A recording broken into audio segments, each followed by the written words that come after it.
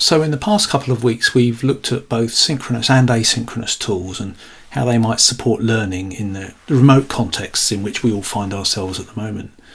Now, we have thought about those in this series as being purely online, but today I want to take a little bit of a step out of the reality in which we find ourselves and put one of those ways of communicating back into a classroom, and then explore how that classroom element is supported and informed by the online element, and then see if we can learn a bit more about how to use both of those tools to good effect. So this week we're looking at how to enrich discussions in a classroom.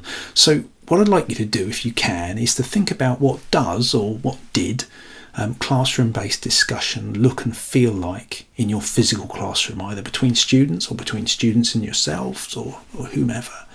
So whatever grade you're teaching or whatever subject you're covering, can you recall a time or an instance where your students or your class surprised you, and possibly themselves, with the depth and maturity in how they answered something? Or maybe they responded to someone else, maybe they questioned even what you were saying and what you were proposing in class. So if you can recall that, do you know what contributed to that? Do you know what happened in the build-up? Do you know how it affected and informed what came next?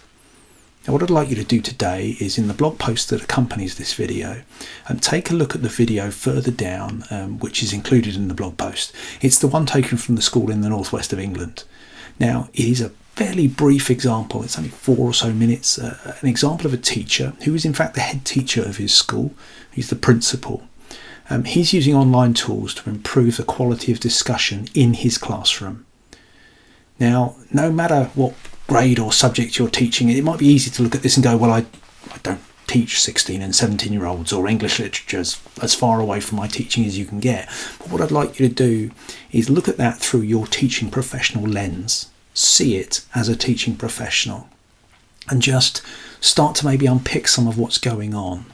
And there's some questions in the blog post, but maybe just ask your own questions about this. Now, for me, it's a clear example where both the synchronous and the asynchronous discussions are used in one broader piece of teaching. And what's really striking for me is that there's a clear relationship between the two. The asynchronous discussions online inform the synchronous. By synchronous, of course, we mean at the same time. And in this case, at the same time is around a table in the classroom discussing literature. Now, clearly, even if right now you happen to be trying to teach literature to 16 and 17-year-olds, there is a really significant difference between the case study in that video and the situation in which you and your class currently find yourselves. And of course, that's currently that you don't have time in the class, and it might seem a distant dream the last time you did. So there might not be, you might feel there's not that opportunity to unpick ideas, opinions, facts and myths and all those sorts of things. However, what we do have, if you followed the course that we've plotted over the past few weeks, are both synchronous and asynchronous opportunities using online tools and the chance to see how they relate to one another and possibly inform one another. So it might be possible in your context now that you can start maybe to take small steps in using one of those tools to inform the other. So if you have any asynchronous discussions where people are posting messages and responding with some thought, you might have the ability to use those discussions to make the best use of the following week's 45 or 60-minute video meeting you might have with your students in Hangouts or Google Meet or whatever it is. But then in those synchronous video sessions, to help you explain to students the focus for their asynchronous, their discussions in the intervening period, those more leisurely paced and thoughtful ones, and really start to see how one can inform the other. Now, you might be using those week-long, maybe it's longer than a week, maybe it's 2 weeks, but you might use that opportunity to explore a historical figure, a set text, a natural phenomenon, a moral question, or I don't know, anything really. But many of those sorts of questions, those longer form questions, don't necessarily work well, and you can imagine they wouldn't in a 60-minute conversation when there's 30 people in the room. If you look at the video and the way the head teacher talks about how his students respond in different ways, and you can almost sense that there are students in his class who don't say anything in the physical gathering around a table, and there might be in your class people who don't say anything when you're meeting, if you've met like that yet. So really start to have a feel and an explore about that. Now, previously we thought about practicing using the tools with colleagues just to ensure that you're confident, but we're not going to really look at the mechanics of the tools at the moment. But I do think there's a chance here to do something more substantial to explore what's possible in using these tools as maybe two sides of the same coin. Now, assuming you're still on speaking terms with them, everyone's under a lot of stress, but you've got a common shared objective and you're hopefully supporting each other.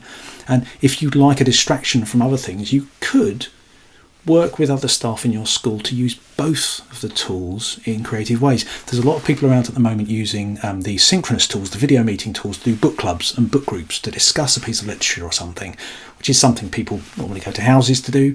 But actually they're starting to use those video meeting tools to do that. But actually there's something a bit more substantial you could do, which is do those video meetings, but have the longer form discussion. Maybe space those video meetings out a bit and have the longer discussions in an asynchronous form and see if that feels different. Now, if it's not a book group, you could run a Café Philosophique, which is basically a sort of a grassroots forum for philosophical discussion. You can look it up on the internet if you want to, or if you can bear it and it doesn't feel too much like work, you could do some discussions about the purpose of education. There's a lot of that going on at the moment.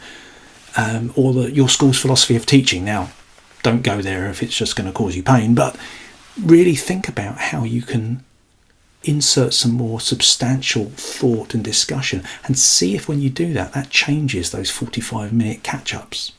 See if it changes the focus of your discussion, or maybe the depth of your discussion. You might meet on a weekly or a regular basis to talk, but just see the difference it makes and what things are good and bad about each environment. So put yourself in your student's shoes and see where you end up.